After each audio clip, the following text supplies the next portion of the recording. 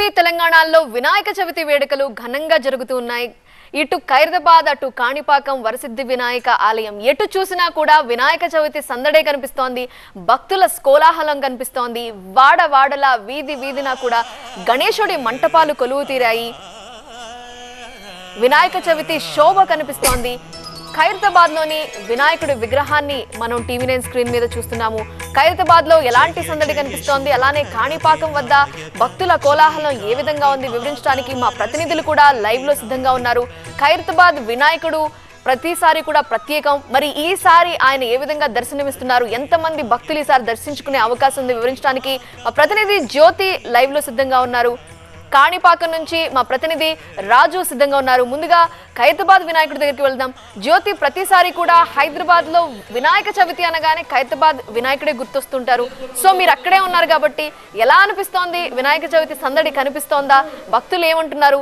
మీరు video editing and thumbnail designing ని నా నుండి నేర్చుకోవడానికి ఇప్పుడే ఫ్రీడమ్ యాప్ ని డౌన్లోడ్ చేసుకోండి. ఈసారి వినాయకుడి విగ్రహం ఎంత అద్భుతంగా ఉంది.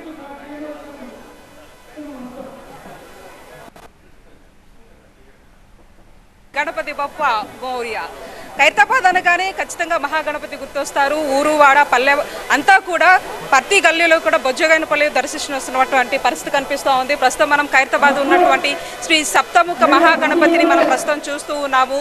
అయితే ఈసారి మాత్రం 70 వసంతాలు పూర్తి చేసుకున్నటువంటి సందర్భంలో 70 అడుగుల మహాగణపతిని ప్రస్తుతం మనం చూస్తూ ఉన్నాము. అయితే ప్రధానంగా మనం ఒకవైపు ఇదైతే రైట్ సైడ్లో మాత్రం బ్రహ్మ విష్ణు మహేశ్వరులది ముఖాలు కనిపిస్తున్నాయి. మరొక వైపు ఇటు సరస్వతి మహాలక్ష్మి సంబంధించినటువంటి ఆ ముఖాలు మనకు కనిపిస్తూ ఉన్నాయి. ఇంకా 7 తలలతో కూడినటువంటి ఆదిశేషుడు మనకు కనిపిస్తూ ఉన్నారు. ప్రతిసారి కూడా ఖైరతాబాద్ అనగానే ఒక విశిష్టత ఉంటుంది, ఒక ప్రత్యేకత ఉంటుంది.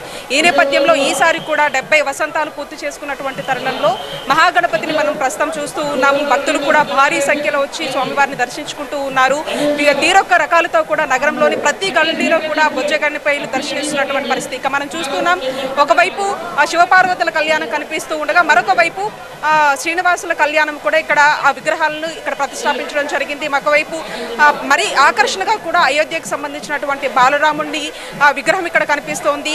రాహుకేతువుల విగ్రహం కూడా మరొక వైపు కనిపిస్తోంది. అయితే మరికొద్దిసేపట్లో కూడా ఇక్కడికి ముఖ్యమంత్రి రానున్నారు. ముఖ్యమంత్రి ఇక్కడికి వచ్చి స్వామివారికి తొలి పూజను కూడా చేసేటటువంటి అవకాశం కనిపిస్తుంది. ఇక వచ్చేటటువంటి భక్తులకి కూడా ఎటువంటి ఇబ్బందులు కలగకుండా అన్ని రకాల ఏర్పాట్లు చేయడం జరిగింది. సీసీ కెమెరాలను కూడా ఇక్కడ ఏర్పాటు చేశారు. ఇక్కడ నుంచి కంట్రోల్ రూమ్ కి కూడా అనుసంధానం చేసినటువంటి పరిస్థితులు కనిపిస్తూ ఉన్నాయి. ఎందుకంటే ఎక్కువగా మహిళలు కూడా వస్తూ ఉంటారు కాబట్టి వాళ్ళకి సంబంధించి భద్రత నేపథ్యంలో కూడా షీ టీమ్స్ మఫ్తీలో ఉన్నారు. ఇక మరికొద్ది సేపట్లోనే ఇక్కడ సీఎం వచ్చి తొలి పూజను చేయనున్నారు. దీనికి సంబంధించి పూర్తి స్థాయిలో కూడా ఇక్కడ భద్రత కనిపిస్తూ ఉంది.